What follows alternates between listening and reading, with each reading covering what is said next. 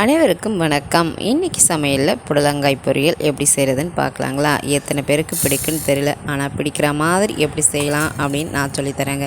கொஞ்சம் பாசிப்பருப்பு, நல்லா பொடிசாக நறுக்கின புடலங்காய், அதனோட கொஞ்சம் உப்பு சேர்த்து நல்லா பெசரிக்கோங்க. ஏன்னா அதில் ஒரு பிசுபிசுப்பு ஒரு மாதிரி பால் வாடை அடிக்கும்.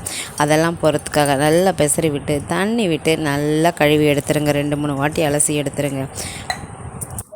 பாசிப்பருப்பு, புடலங்காய், உப்பு சேர்த்து நல்லா உரசி கழுவிட்டு இப்போ நான் இதை மண் சட்டியில் தான் வேக வைக்க போகிறேன். மண் சட்டியில் வேக வைக்கும் பொழுது சுவை, நிறம் ரெண்டும் அப்படியே இருக்கும். ரொம்ப சூப்பராக இருக்கும். பாருங்கள், கொஞ்சமாக தண்ணி விட்டு வேக வச்சுக்கோங்க.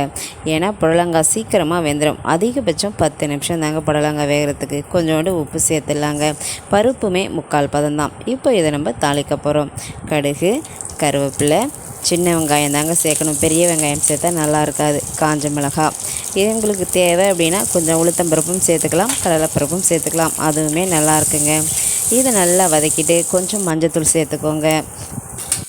இப்போ தான் நம்ம சேனலை முதன்முறையாக பார்க்குறீங்க அப்படின்னா சப்ஸ்கிரைப் பண்ணிவிட்டு மறக்காமல் பக்கத்தில் இருக்க பெல் பட்டனை கிளிக் பண்ணிக்கோங்க. பாருங்கள், வேக வச்ச பாசிப்பருப்பு, புடலங்காயை தாளிப்பு போட்டுடலாங்க. பருப்பு முழுமையாக வேகக்கூடாதுங்க. பருப்பு 3/4 வேக்காடு இருக்கணும். முழுமையாக வெந்துருச்சு அப்படின்னா இது கூட்டாயிடும், பொரியலாட்டு இருக்காது. இதனோட கொஞ்சமாக துருவின தேங்காய் சேர்த்துக்கலாம். இதனுடைய சுவை ரொம்ப சூப்பராக இருக்கும். உங்களுக்கு பிடிச்சிருந்தா கண்டிப்பாக வீட்டில் வருமுறை செய்து பாருங்கள். வீடியோ பிடிச்சிருந்தா லைக் பண்ணுங்கள், ஷேர் பண்ணுங்கள், சப்ஸ்கிரைப் பண்ணுங்கள். மறக்காமல் அப்படியே பக்கத்தில் இருக்கிற பெல் பட்டனை கிளிக் பண்ணிக்கோங்க. ஒரு சூப்பரான புடலங்காய் பொரியல் ரெடி. தேங்க்யூ ஃபார் வாட்சிங்.